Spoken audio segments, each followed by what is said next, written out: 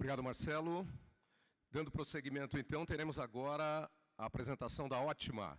Convido ao palco o Lucas Rocha, diretor comercial.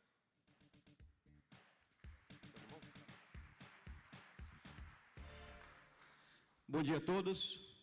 Para a Ótima é um grande privilégio estar aqui pelo 5º ano consecutivo participando do MNB. Esse evento tão legal que conecta pessoas, que reforça parcerias. E nesse ano em especial, um abraço muito forte aí, desejo de sucesso para o Salles Neto e para o Marcelo para os próximos 40 anos. A Ótima é uma empresa jovem, agora em abril de 2018, completamos 5 anos. E como uma empresa jovem, a Ótima tem procurado ser provocativa. E desde o começo a gente tenta responder uma pergunta dentro da Ótima, que é o por que não?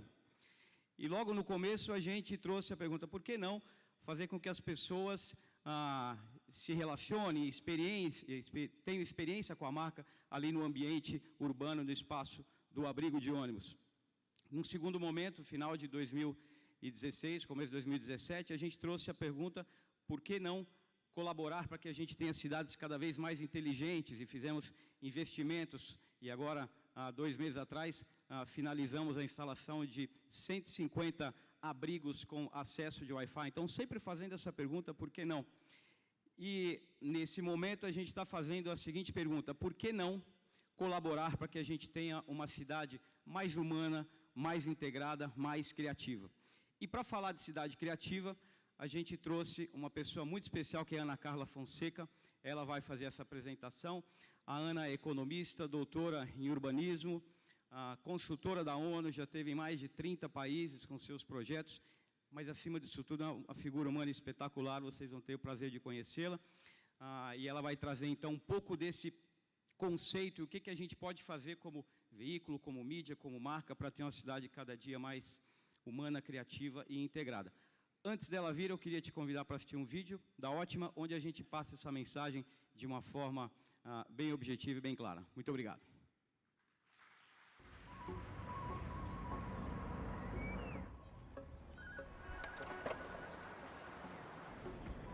Cidade é mistura, de formas, de cores, de ritmos. Mistura de tribos, de raças, de línguas. Mistura de estilos de vida, de jeitos de ser. E foi assim, se inspirando nessa mistura toda, que a gente resolveu juntar essas 2 palavras. Interatividade e cidade. Interativicidade. Criada para mostrar a integração do mobiliário urbano com a cidade e com a vida mais complexa das pessoas. E que tem tudo a ver com esse novo momento da Ótima, unindo tecnologia, pessoas e o lugar onde elas vivem. Uma mídia interativa, integrada com outras plataformas, que engaja e provoca experiências. Que cria soluções para ressignificar o momento da espera e facilitam a mobilidade das pessoas pela cidade. Entendendo que a cidade é um organismo vivo. Que nós, agentes da transformação urbana, entregamos inovação para melhorar a vida das pessoas. Isso é o que a Ótima acredita. Isso é o que a Ótima faz. Isso é interativicidade.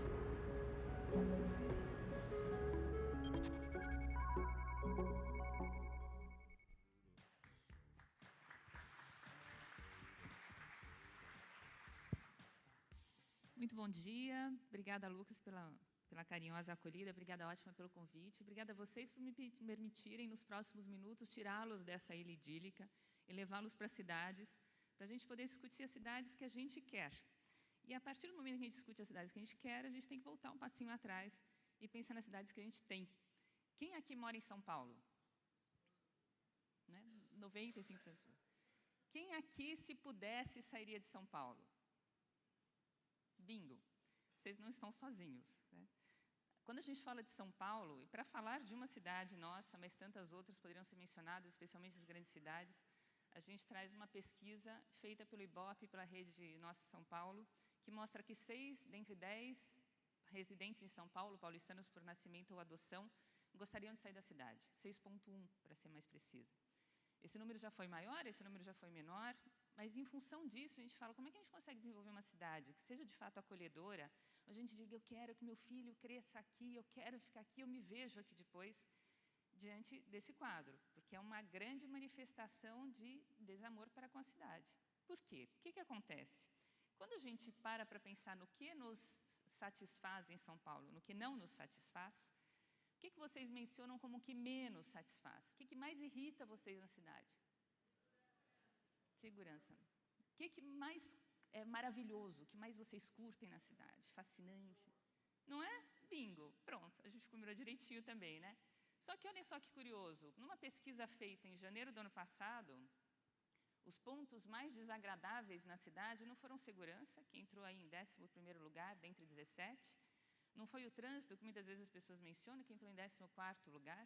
Os pontos que entraram foram transparência e participação política, o mais detonado, e desigualdade social, porque o resto é decorrência disso. Tá? Quais foram os pontos mais valorizados, mexendo com pessoas? Cultura, esporte e tecnologia de informação a favor das pessoas. Então, como é que eu utilizo a lógica da inteligência, passando da Smart City para o Smart Citizen? Como é que eu utilizo a inovação como um meio e não como um fim? Esse é o grande barato das cidades criativas, integradas e humanas.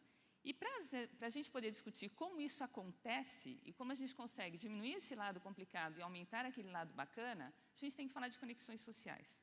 Como é que a gente vai estabelecendo outras conexões sociais? Um detalhe que se soma a esse e que é mega importante, e que vem muito da filosofia de um sul-coreano que escreveu, dentre outros, um livro chamado Sociedade do Cansaço. Alguém já viu esse livro? Vale a pena. Um livro pequenininho, mas é assim da gente ficar em estado de apoplexia durante muito tempo. O que ele fala é que cada século tem uma doença que o caracteriza. O século passado foram das doenças virais. Este século é das doenças neuronais, em especial o grande mal do século, que é a depressão. Essa nossa exigência de alto desempenho, que a gente fala, a Revolução Industrial tão complicada, o pessoal vinha de chicotinho em riche, agora quem segura o chicote é a gente. Né? E a gente tem que cada vez mais esperar e fazer mais, e chega no final do dia e não deu conta. E é um salseiro. Para vocês terem uma ideia, o Brasil tem a segunda pior colocação em depressão no mundo. A gente tem 5,8% da população brasileira deprimida em alguma escala, só perde para Estados Unidos, Austrália e Estônia, que tem 5,9%.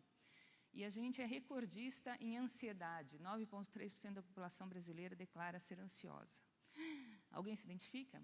Eu estou, pelo menos, naquele lado direitinho ali, alguma coisa eu tenho. Né? Por quê? Porque a gente está sempre correndo atrás do prejuízo. Tá assim, e quanto mais a gente faz, mais a gente quer fazer. E isso é ótimo por um lado, mas é muito complicado por outro. Como é que a gente combate esses males também?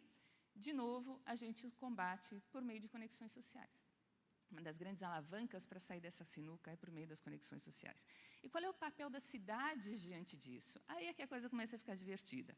Quando a gente fala, meu personal timer ali está inclemente já, né? Todos os estudos sobre o futuro do trabalho convergem para algumas conclusões. E uma delas é que a gente não sabe o que o futuro vai ser. Metade do que hoje existe não existirá, metade do que existirá a gente não tem ideia do que venha a ser, mas aquela sopa de letrinhas embaixo são as tais das habilidades do futuro. São aquelas habilidades que cada um de nós tem que desenvolver, independentemente para onde vá, como se fosse um canivete ou a pasta de dente, que para onde quer que a gente vá, a gente põe na mala, a gente não sabe para onde vai, mas põe na mala, para a gente conseguir continuar sendo gente.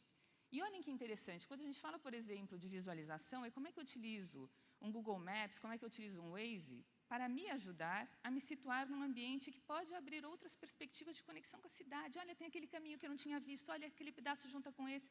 E não como é que a gente delega a esses aplicativos a capacidade de visualização da gente, porque como qualquer outra habilidade, se a gente não pratica, ela atrofia. E a gente tem que chegar para esse futuro mais bem preparado. Como é que as cidades vêm lidando com isso? Em cima de duas vertentes. A da direita, que é conectividade, só por curiosidade, esse é o primeiro mapa neural fotônico do mundo, é a base da inteligência artificial. Foi desenvolvido por pesquisadores da Universidade de Princeton há 1 ano e meio e consegue fazer com que o que antes passava por elétrons agora seja transmitido por luz. E a parte da esquerda, que é a mais gostosa, que são as pessoas, essas relações humanas. Alguns exemplos de cidades que vêm fazendo isso. Seul, né, cidade que tem, o país com a conexão mais rápida do mundo de internet, etc., mais de 92% das pessoas utilizam a internet, tinha coberto um rio que tinha ficado profundamente poluído em Seul e estava nisso. Qualquer remissão à história do minhocão, da perimetral, etc., não é coincidência. Olhem o que virou isto. Com impacto na qualidade de vida das pessoas, na conexão entre pessoas, na conexão de diversidade, Inclusive, as laterais dinamizaram profundamente o comércio local, porque as pessoas agora passam por lá e antes elas passavam correndo com medo de ser assaltadas. Olhem que bacana quando a gente consegue ver a cidade por um outro ângulo. Cidade profundamente mais criativa, né? Utilizando a inteligência a favor. Outro caso de Medellín. Medellín, vocês se lembram, na década de 90, a cidade mais violenta do mundo. Perdia para Beirute durante a Guerra Civil. Era alucinante, e a vasta maioria das mortes, inclusive de jovens até 24 anos. Esse era um caso de Medellín, de um lixão. Essa montanha que vocês veem é uma montanha de lixo que foi sendo depositada ao longo de décadas, próxima ao centro da cidade.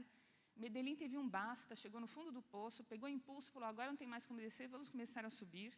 E resolveu se transformar numa cidade não da violência, mas da inteligência.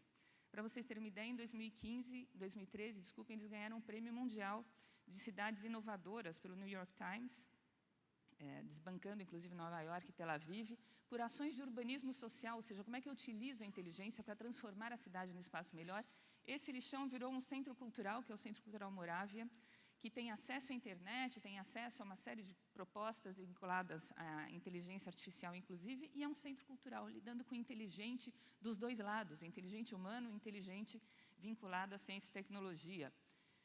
Ou esta solução, que veio a ser a primeira escada mecânica, que substituía 350 andares de pessoas que tinham que, nessa favela, subir e descer 350 andares, haja perna, haja possibilidade de carregar saco de supermercado, carrinho de bebê e afins, e também virou um dos grandes ícones de Medellín. Medellín, para vocês terem uma ideia, tem uma proposta, e está cumprindo, de até 2021 ser a cidade mundial de inteligência artificial. Eles estão investindo 3% do PIB em ciência e tecnologia, sem esquecer do lado humano, porque isso é feito para o humano e não contra ele. E um último caso de Paris, quem não suspira quando pensa em Paris? Paris vem passando uma revolução maravilhosa, baseada em duas questões. A primeira delas é no universo de startups, vocês falavam isso há pouco, mexendo com soluções para a cidade, inclusive. Eles criaram agora, o ano passado, o maior campus de startups do mundo, a Estação F, e também vem investindo pesadamente com a participação cidadã, lembrem-se que é o nosso principal gargalo, para transformar a cidade, por exemplo, em suas praças. Essa é a Place Gambetta, que eles utilizaram, inclusive, para ver como é que funciona. E só para finalizar, e não pensarem que isso é uma questão exclusiva de governos, a Robert Half, que é uma das maiores empresas de headhunting do mundo, há tempos vem percebendo que quando nós recebemos uma proposta de transferência de cidades ou de trabalho, não consideramos só as questões básicas, mas começamos a considerar o que agora é básico e antes não aparecia, que é a diversidade cultural, incluindo entretenimento e internet. Ou este caso da Amazon, que vocês devem se lembrar, que o ano passado lançou um edital para que cidades se candidatassem a receber a segunda sede da Amazon nos Estados Unidos, investindo 50 mil empregos qualificados. Quem quer 50 mil empregos qualificados na sua cidade? Quem quer um prédio de arquitetura verde maravilhoso? Quem quer tudo isso? Centenas de cidades se candidataram. Olha a reversão da história. E o que eles colocavam como critérios, qual foi o briefing para as cidades? Este, que tem tudo a ver com o que a gente está discutindo. De modo que a gente desenvolver cidades mais integradas, mais humanas, não é só uma questão de satisfação da gente, de pensar aqui que eu quero que meu filho cresça, aqui que eu quero ficar feliz. Mas é também a gente partir da cidade que queremos para a cidade que faremos. Porque quando a gente mexe com o futuro da cidade, não tem como... fiz bobagem. Não tem como a gente discutir novas possibilidades urbanas se a gente não se engajar. Então, cada um de vocês aqui, certamente, é um agente de mudança, que é um termo tão usado, e muitas vezes tem que ser mais praticado, para transformar essa cidade da qual a gente quer sair, na cidade na qual a gente quer ficar, né? Por meio dessa governança compartilhada, dessas novas propostas, é muito bom tê-los a bordo. Obrigada.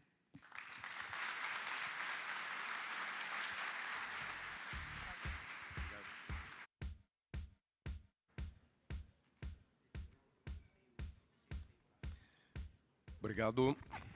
Antes de anunciar a próxima apresentação, eu quero